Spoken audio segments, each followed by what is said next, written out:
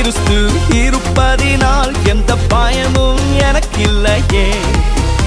என் பல பக்கத்தில் அவர் துணை நிற்பதால் நான் ஜெயம் பெற்று எழும்பிடுவேன்.